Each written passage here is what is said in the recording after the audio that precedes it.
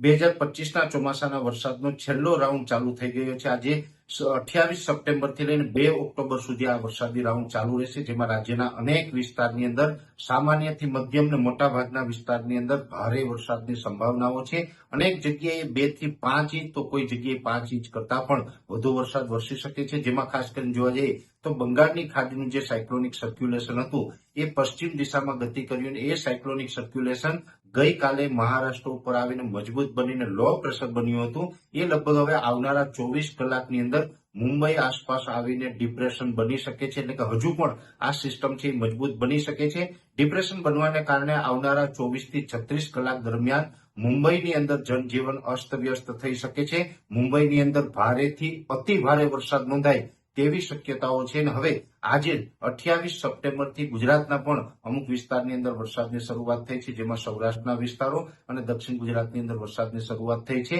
હવે આ જે સિસ્ટમ છે એ મુંબઈ ઉપર થઈ અને દક્ષિણ ગુજરાત ત્યારબાદ સૌરાષ્ટ્ર ઉપર થઈને અરબ સાગરમાં પશ્ચિમ દિશામાં આગળ જવાની છે, જેની અંદર આજે 28 તારીખથી લઈને 2 ઓક્ટોબર વચ્ચે જે વરસાદ નોંધાશે, જેની અંદર સૌથી વધુ તીવ્રતા છે દક્ષિણ ગુજરાતની અંદર જોવા મળશે, જેમાં ભરૂચ, અંકલેશ્વર, રાજપીપળા, સુરત, વલસાડ, વાપી, બારડોલી, બિલીમોરા, ડાંગ આ તમામ જે વિસ્તારો છે તમામ વિસ્તારની અંદર 3 થી 5 ઇંચ અને અમુક વિસ્તારમાં 5 થી 10 ઇંચ સુધીના વરસાદ વરસી શકે છે અને એ સાથે સમગ્ર રાજ્યની અંદર આ વરસાદ દરમિયાન પવનની ઝડપ પણ વધી જશે। અત્યારે જે નોર્મલ પવનની ઝડપ છે એ વધી અને વરસાદ જે વિસ્તારમાં હશે એ વિસ્તારમાં 40 થી લઈને 50 કિલોમીટર પ્રતિ કલાકની ઝડપે પવન ફૂંકાશે।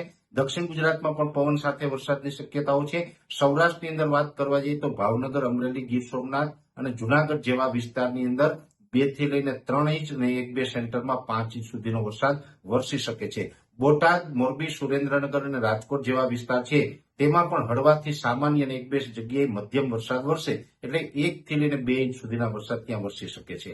પશ્ચિમ સૌરાષ્ટ્રમાં દ્વારકા, જામનગર, પોરબંદર જેવા વિસ્તારની અંદર પણ 1 થી 2 ઇંચ સુધીના વરસાદની શક્યતાઓ છે। દરિયાઈ કાંઠાના વિસ્તારો હશે પશ્ચિમ સૌરાષ્ટ્રમાં, તેમાં 2 ઇંચ કરતા વરસાદ વધી શકે છે।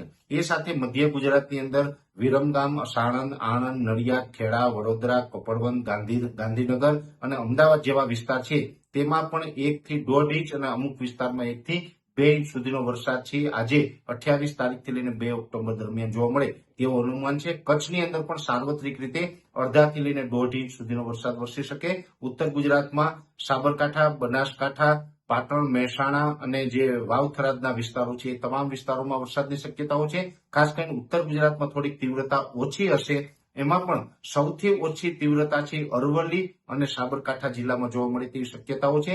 બનાસકાંઠા, પાટણ અને મહેસાણા જેવા વિસ્તારો છે, વાવ-થરાદના વિસ્તારો છે તેમાં પણ અડધાથી લઈને 1 ઇંચ સુધીનો વરસાદ વરસે તેવી શક્યતાઓ છે। એક જ સેન્ટરની અંદર થોડીક તીવ્રતા વધારે હશે, બાકી મોટા ભાગે ત્યાં વરસાદની તીવ્રતા નોર્મલ રહેશે। મધ્યપ્રદેશ બોર્ડરે મહીસાગર, દાહોદ, ગોધરા અને છોટાઉદેપુર જેવા વિસ્તારો છે ત્યાં પણ 1 થી 1.5 ઇંચ સુધીનો વરસાદ જોવા મળી શકે છે। એટલે ઓલ ઓવર ગુજરાતમાં જોવા જઈએ મેં જેટલા જિલ્લાના નામ જણાવ્યા છે તમામ જિલ્લાની અંદર વરસાદની શક્યતાઓ છે।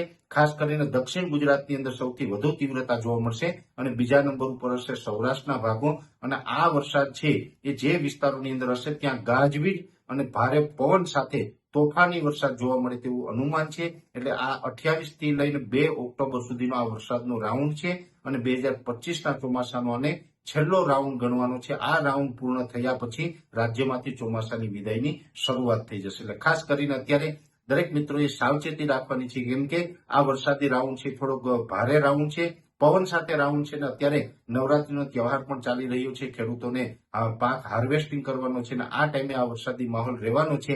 આજથી લઈ અને દશેરા સુધી હવે કન્ટિન્યુ નવરાત્રી પૂર્ણ થાય ત્યાં સુધી આ વરસાદી માહોલ જોવા મળે તેવું એક હાલ અમારું અનુમાન છે।